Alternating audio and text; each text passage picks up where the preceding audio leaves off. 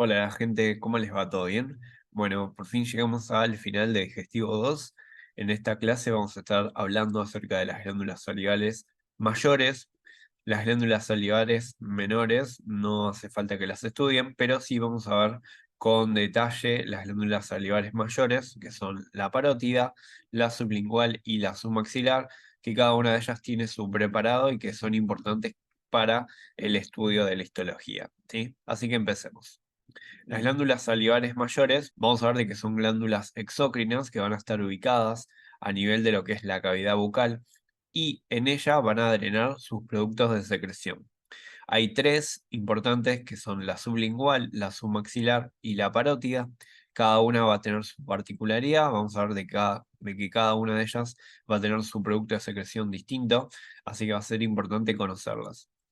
Histológicamente las vamos a definir como órganos macizos, o sea que las vamos a ir describiendo desde afuera para adentro, y que van a ser encapsulados, ¿sí? En la periferia vamos a ver de que va a estar revestido por una cápsula de tejido conectivo denso no modelado.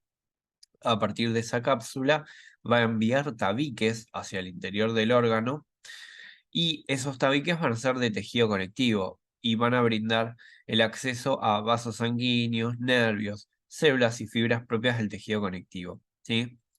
Ahora, además de lo que encontramos generalmente en el tejido conectivo, también vamos a ver la presencia de los conductos excretores, ¿sí? Vamos a ver de que estas glándulas van a tener todo un sistema de conductos que vamos a tener que conocer. Ahora bien, la presencia de estos tabiques hacia el interior del órgano terminan delimitando distintos lóbulos y lobulillos. Entonces, si nosotros tenemos que clasificar histológicamente a las glándulas salivales mayores, tanto la parótida, la submaxilar como la sublingual, las vamos a definir como glándulas multicelulares, multicelulares porque presentan más de una célula, exócrinas porque liberan su producto hacia la luz, ¿sí? En este caso, van a liberar su producto hacia la cavidad bucal, ¿sí? Hacia la luz de la cavidad bucal. Decimos que son compuestas porque tienen más de un conducto. Decimos que son ramificadas porque presentan más de un adenómero. Y según la forma de su adenómero, vamos a ver de que son de tipo acinar, ¿sí? Van a ser glándulas acinares. Vamos a ver acinos y vamos a repasar un par de conceptos que vimos también anteriormente en la clase de epitelio glandular. Bien, acá tenemos la fotito para que mostremos las glándulas salivales mayores. La parótida es la que está en la región parotidia, ¿sí? Cercano a lo que sería el pabellón auricular. Luego tenemos la glándula submaxilar en el piso de la boca y la más chiquita de todas que corresponde a la glándula sublingual, ¿sí? Justo por debajo de la lengua. Estas tres glándulas salivares mayores van a tener distintos tipos de acinos. Vamos a ver que la glándula parótida va a tener un predominio muy marcado de acinos serosos. La glándula submaxilar, que está en el medio, vamos a ver de que va a tener los tres tipos de acinos que vemos en histología: acinos serosos, acinos mucosos y acinos mixtos. Mientras que, por último, la glándula sublingual va a tener un predominio de acinos mucosos. Entonces, acinos serosos, los tres tipos de acinos, y acá tenemos acinos mucosos. Siempre les doy como regla mnemotécnica o no sé, como una orientación para recordar qué acinos encontrábamos en cada uno de ellos a la oreja, ¿sí? Fíjense que la parótida está pegada a la oreja. Entonces, en la oreja nosotros tenemos cera, ¿sí? Así que recuerden, parótida, cera, parótida, acinos serosos, ¿sí? Después tenemos la submaxilar, está en el medio entre la parótida y la sublingual, así que va a tener un poco de todo. Y la sublingual va a estar por debajo de la lengua, ¿sí? Por debajo de las mucosas. Por eso hablo de acinos mucosos, ¿sí? Entonces, nada, les doy este datito como para que los ayude a memorizar estos datos y ahora vamos a verlos bien en el preparado. Bien, acá vemos un esquema de las estructuras que vamos a encontrar, ¿sí? Recuerden que las glándulas se van a componer de el adenómero, que es la porción de la glándula que se encarga de lo que sería el producto de secreción, ¿sí? De sintetizar el producto de secreción. Y luego tenemos al conducto, que se encarga de conducirlo y de poder modificarlo, ¿sí? O sea, lo puede modificar al conducto.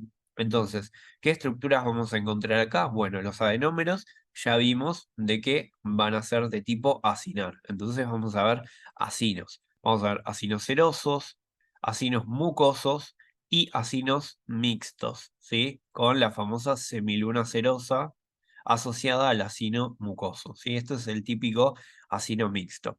Y obviamente estos van a drenar en una serie de conductos que dentro de ellos vamos a caracterizar al conducto intercalar, que este seguramente les suena conocido ya de la clase de páncreas, y el conducto salival, también conocido como conducto estriado, ¿sí? Este va a ser bastante particular. Y bueno, luego ya tenemos a los conductos excretores, que van a ser los conductos que van a terminar drenando el producto de secreción en la cavidad bucal, ¿sí? Pero histológicamente nos van a interesar conocer estas estructuras. Bien, arranquemos con los acinos. Los acinos teníamos estos tres tipos: mucoso, seroso y mixto.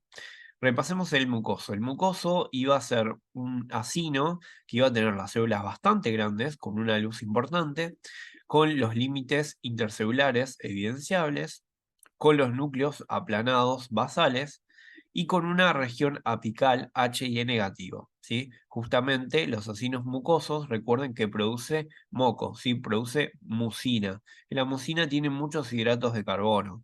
Entonces, como se almacena acá muchos hidratos de carbono, esto no se va a tener ni con la hematoxilina ni con la eosina.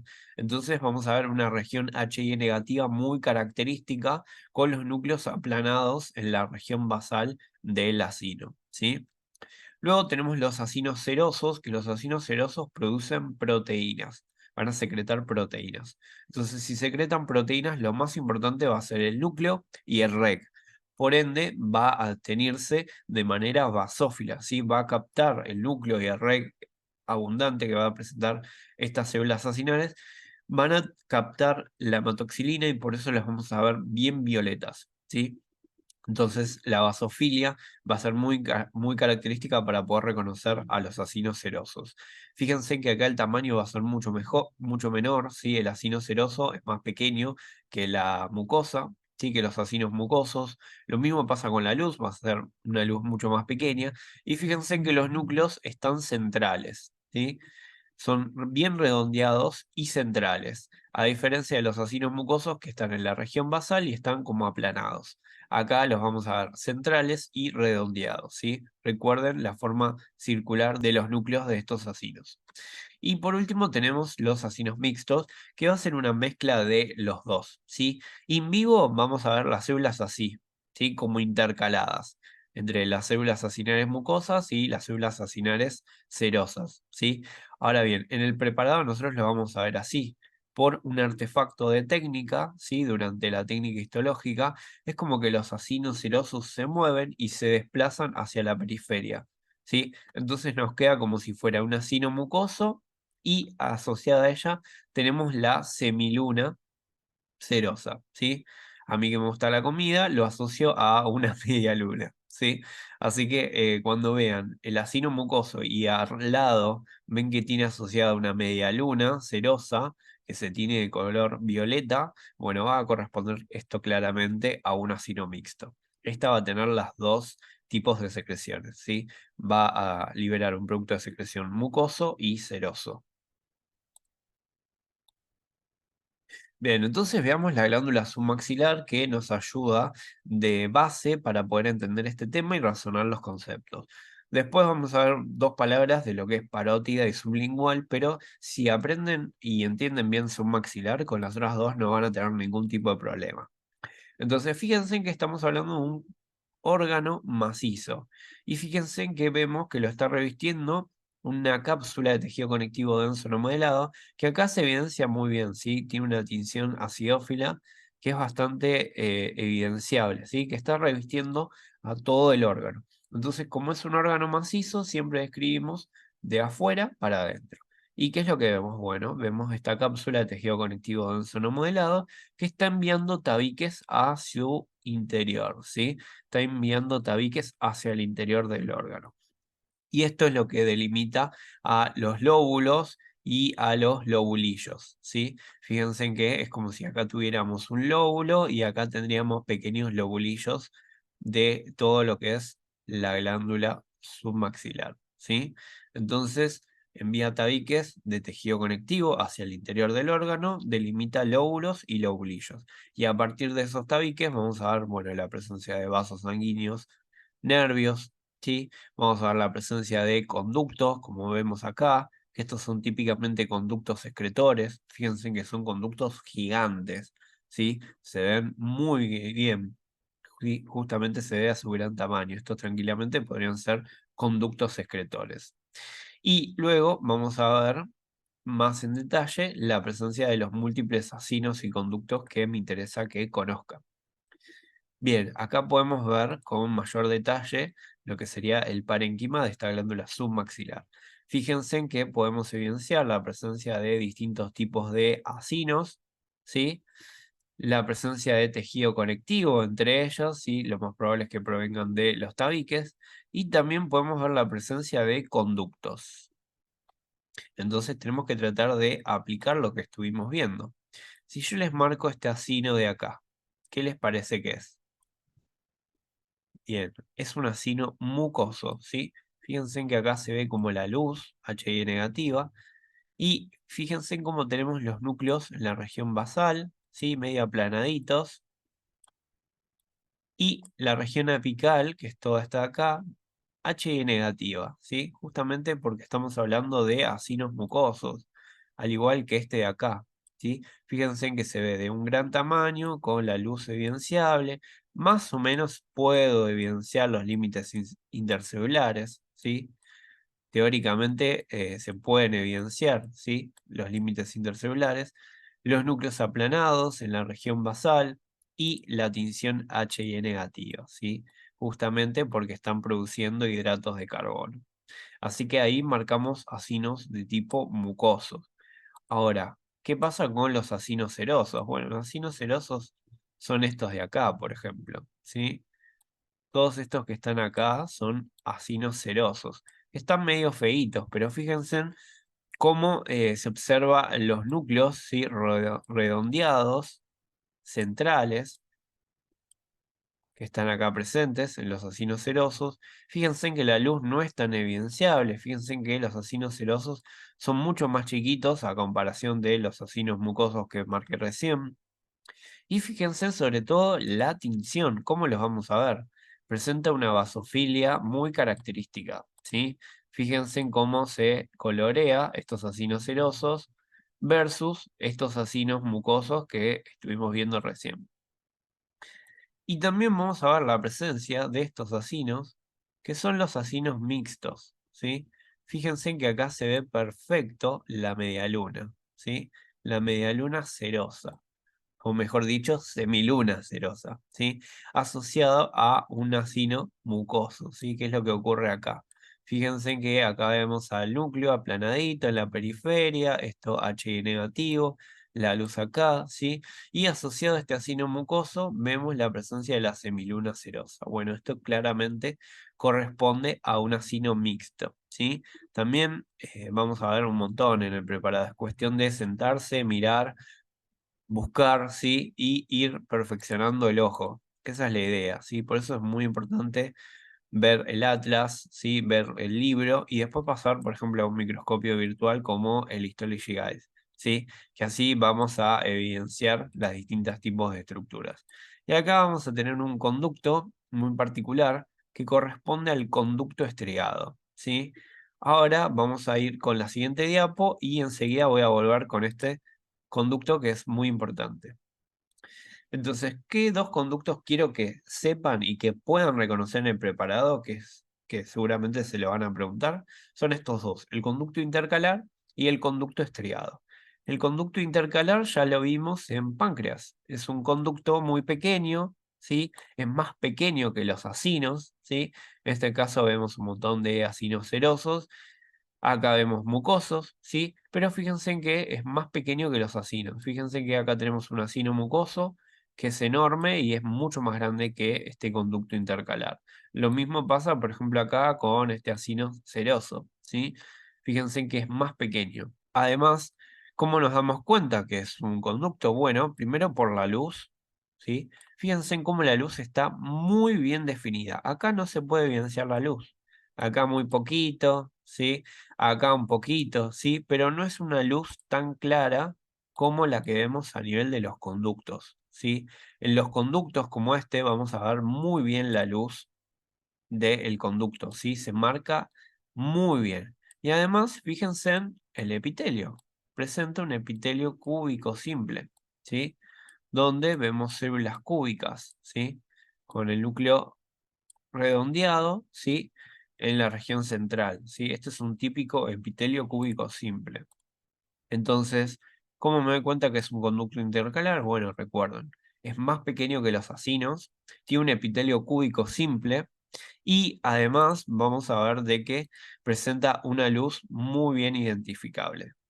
Ahora, nosotros en los acinos que estuvimos marcando recién, ¿vimos a las células centroacinares como veíamos en el páncreas? No, en el páncreas sí hay células centroacinares, pero a nivel del conducto intercalar no vamos a tener células centroacinares. Eso es muy importante que lo reconozcan y es una diferencia importante para poder diferenciarlo obviamente del preparado de páncreas y que nos salga mal el diagnóstico y le erremos al órgano, ¿sí? Recuerden, las células centroacinares van a estar presentes en el páncreas, ¿sí? El, la glándula submaxilar, en este caso, las glándulas salivales mayores, al igual que el páncreas, van a presentar conductos intercalares, ¿sí? Van a ser los primeros conductos que van a nacer directamente de estos acinos, pero no van a presentar células centroacinales. Eso es muy importante y lo tienen que saber. Y luego vamos a tener este otro conducto, que es el conducto estriado, ¿sí? Fíjense que el conducto estriado también es un conducto, tiene la luz bien evidenciable, pero fíjense en que el epitelio es mucho más grande, fíjense que las células son bastante altas, siguen siendo cúbicas, pero ya mucho más altas, casi tirando a cilíndrico, ¿sí? Obviamente, cuanto más se acerquen estos conductos estriados a finalmente los conductos excretores, más se va a ir eh, aumentando el tamaño, ¿sí? Más va a ir aumentando de altura el epitelio de estos conductos, ¿sí? Entonces ahí ya pasa a ser de cilíndrico simple a un, perdón, de un cúbico simple va a pasar a un cilíndrico simple, ¿sí? Fíjense que son bien altas las células, ¿sí? Este es un epitelio cúbico simple todavía. Ahora bien, hay algo muy característico de los conductos estriados, y es la acidofilia de estos conductos, ¿sí? Se le dice estriado porque en teoría tiene estriaciones, como veíamos recién acá en el esquema, ¿sí? Donde les grafica la presencia de las estriaciones basales, ¿sí? Bueno, se dice que tiene estriaciones básicamente por la acidofilia que presenta, debido a las organelas y las estructuras que vamos a encontrar en su interior. Ahora bien, ¿qué vamos a encontrar dentro de estas células que van a conformar parte de este conducto estriado? Bueno, vamos a ver la presencia de múltiples bombas y canales, que esas bombas y canales van a ser muy importantes para reabsorber, secretar y definitivamente modificar el producto de secreción. Piensen de que acá en la luz va a estar circulando el producto de secreción de estos acinos, ¿sí? Los acinos serosos, mucosos, mixtos, etcétera. Y acá se va a estar absorbiendo y secretando cosas a partir de los distintos canales que va a haber en la membrana plasmática de estas células, ¿sí? Y para funcionar, para que puedan funcionar correctamente esas bombas y canales, van a requerir de mucha energía.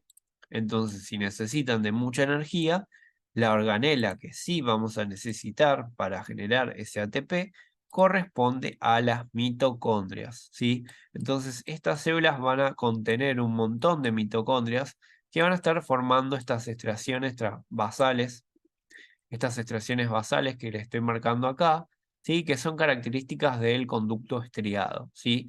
Va a tener muchas mitocondrias. Las mitocondrias tienen proteínas y por ende, al tener proteínas, las mitocondrias van a captar la eosina y se van a ver acidófilos, ¿sí? Entonces, fíjense en cómo a partir de la función de reabsorber, secretar y modificar el producto de secreción, podemos razonar la histología, podemos razonar cómo vamos a dar a este conducto estriado y qué organelas va a tener, ¿sí? Así que eso es muy importante, recuerden. Conducto intercalar es el conducto más pequeño de todos. Estos luego drenan en estos conductos estriados, que se caracteriza por tener un epitelio cúbico simple, ya casi tirando a cilíndrico simple, con una acidofilia muy importante, con la luz bien delimitada, y que la acidofilia va a corresponder a las abundantes mitocondrias que va a presentar estas células. ¿Sí? Bien, buenísimo.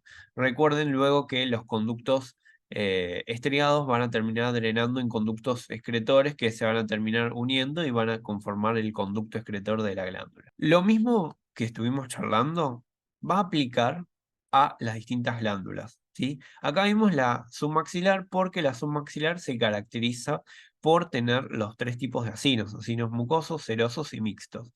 Ahora, si pasamos a la glándula parótida, vamos a ver exactamente lo mismo. Vamos a ver un órgano macizo con una cápsula de tejido conectivo denso no modelado, que como ven en la imagen envía tabiques hacia el interior y va a presentar conductos y va a presentar acinos, ¿sí? Va a presentar conductos intercalar, sí. Va a presentar conducto estriado, sí. Ahora, los acinos que va a presentar van a ser de un predominio seroso.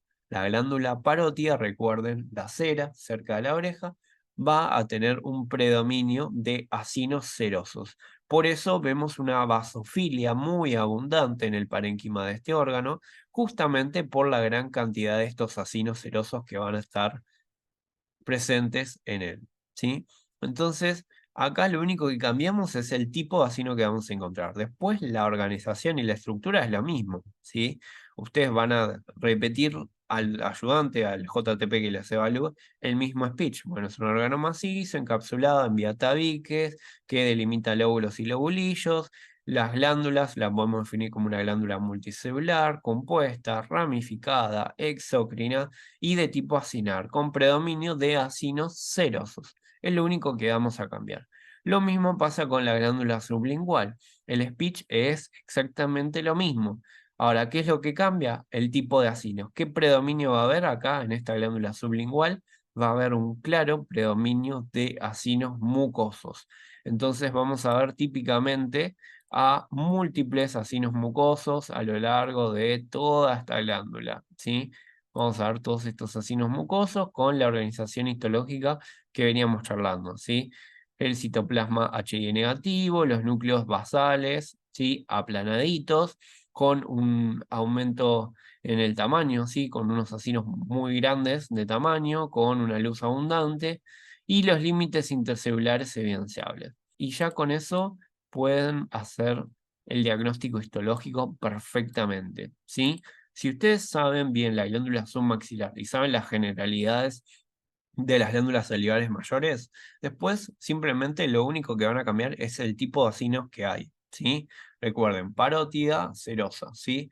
Predominio de acinos serosos. Submaxilar va a tener los tres tipos. Y luego, por último, la glándula sublingual que tiene predominio de acinos mugosos. Eso es lo único que tienen que saber, ¿sí? Repasen el tema de los conductos, estriado y intercalar. Recuerden que el intercalar no tiene células centroacinales. Recuerden el porqué de estas extracciones y del conducto estriado y su tinción. Y sepan bien las características de los acinos, ¿sí? ¿Qué es lo que le van a preguntar a ustedes? Así que bueno, chicos, espero que les haya gustado la clase, que les sirva. Nos vemos la próxima. Abrazo grande. Chao, chao.